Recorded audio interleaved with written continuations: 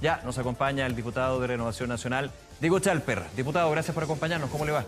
Hola, ¿cómo estás? Oiga, diputado, ya con el paso de las horas, ¿cuál es su evaluación con respecto a los resultados y por sobre todo lo que ya fue, por ejemplo, el llamado del gobierno a los acuerdos, a dejar esto ya como una historia pasada, digamos?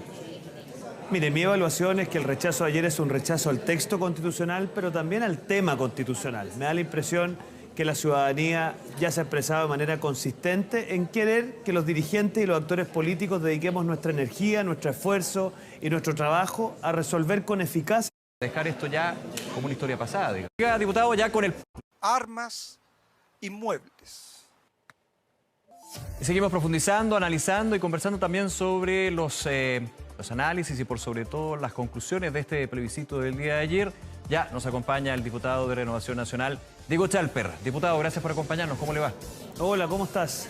Oiga, diputado, ya con el paso de las horas, ¿cuál es su evaluación con respecto a los resultados y por sobre todo lo que ya fue, por ejemplo, el llamado del gobierno a los acuerdos, a dejar esto ya como una historia pasada, digamos?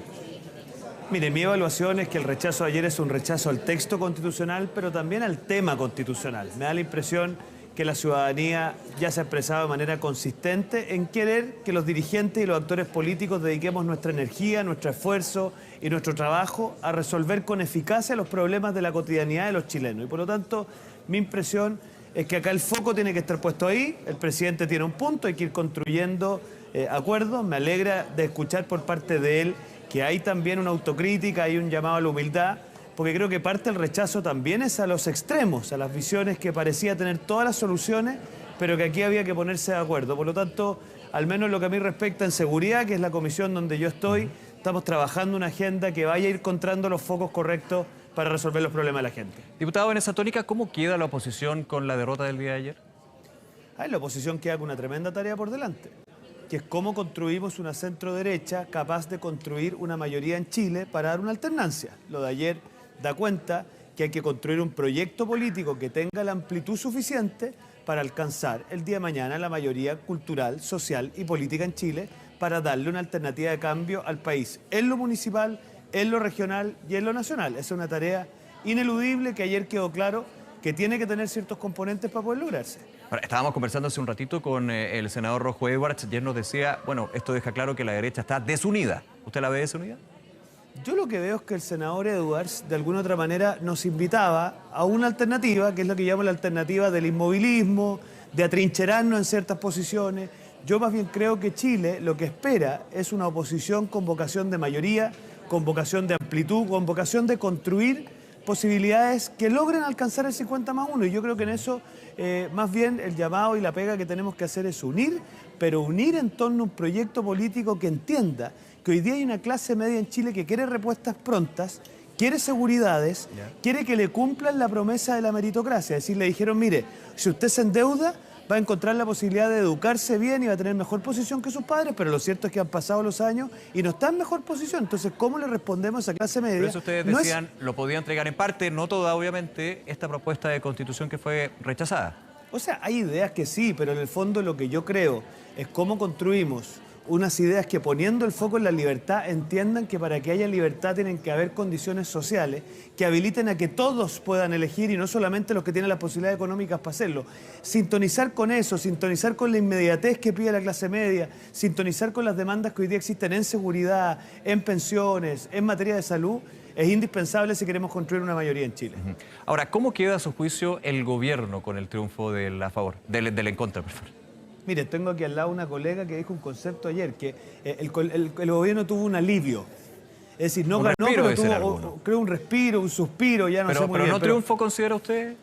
No, mire, a ver, no puede celebrarse. A ver, si usted construyó un proyecto político, que uno de sus estandartes era terminar con la Constitución de los 4 generales, usted no puede celebrar como un triunfo el que la conclusión final sea la legitimación democrática de esa Constitución. Entonces, cuando yo le he escuchado a los que son más honestos, que aquí más que un triunfo lo que hubo es creo que un suspiro más que un respiro. El diputado Hirsch hablaba de un alivio, una especie de alivio. Claro, ahora, yo creo que acá lo importante es que el tema constitucional en Chile se zanjó. Yo sí le advierto a los que están en su casa que el Partido Comunista ha insistido tanto en que es por ahora, porque van a volver a la carga en un par de años más Y yo espero que esa misma izquierda que nos pedía que cumpliéramos nuestra palabra cuando habilitamos un segundo proceso y le permitimos legitimidad democrática a la Constitución actual, tengan la coherencia y el coraje para cumplir su palabra de que el tema constitucional en Chile se zanjó. Ahora, algunos también dicen, bueno, pero finalmente a través del Congreso, lo que algunos planteaban desde su inicio, se siguen pensando en reformas. De alguna manera lo que se discutió en los dos procesos,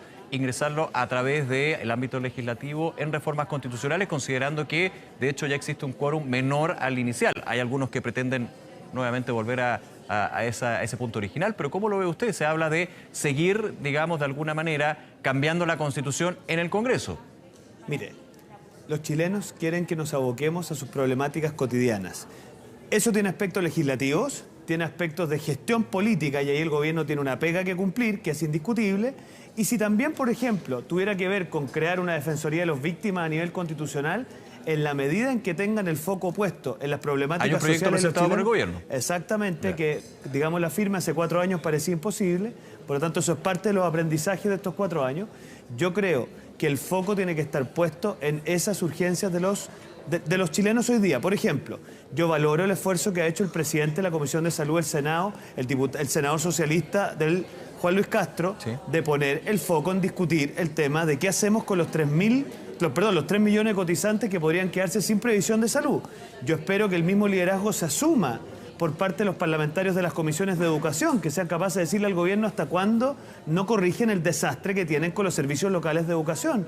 Nosotros en seguridad hemos ido construyendo una agenda, ley Naín Retamal, ley de usurpaciones, endurecimiento de ciertas penas, que le hacen un contrapeso a ciertas inercias del gobierno. Y así, o sea, ¿cómo somos capaces desde el Congreso de ir poniendo un ritmo legislativo que nos permita realmente enfrentar las necesidades que hoy día tienen los chilenos? Oiga, ya que lo mencionaba, usted apuntaba al proyecto de ley corta de ISAPRE, la situación de las ISAPRE.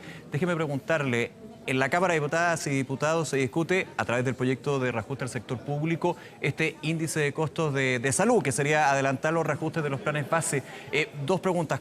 ¿Cómo lo ve usted dentro de esa discusión? Porque el mismo oficialismo está de alguna manera dividido, y en términos también de la gestión de la ministra de Salud, Jimena Aguilera, que suena un poco complejo dentro de lo que ha pasado en este caso. Mire, uno de los aprendizajes de estos 4 años es que los temas complejos no se transformen en un eslogan simplón. A mí cuando me dicen que esto es un salvataje a la ISAPRE, yo les contesto, miren, aquí hay 2 a 3 millones de cotizantes que están agobiados, que son de clase media, que muchos de ellos tienen prestaciones de salud que dependen de esto, y por lo tanto, si hay algunos en la izquierda que quieren darse un gustito ideológico para terminar con el sistema privado de salud, yo les digo, aquí el salvataje es a los cotizantes. Ahora, y si no reflota esta idea del ICSA en el proyecto de reajuste, ¿puede generar una complicación a que se mantenga la ministra de Salud, por ejemplo? O el tema en general, ¿eh? O sea, yo hago responsable al gobierno y obviamente en esto a la ministra de Salud, de que si no son capaces de dar una salida a esta situación y terminan perjudicando a los 2-3 millones de cotizantes y además sobrecargando el sistema público de salud, que se hagan responsables ante el país de su incapacidad de dar soluciones contundentes a una situación tan difícil como esta. Diputado Diego Chalper, se nos termina el tiempo, pero agradecerle que nos haya acompañado aquí en Noticias 24, que esté muy bien. Que les vaya muy bien a ustedes también. Un abrazo, hasta luego. Chao.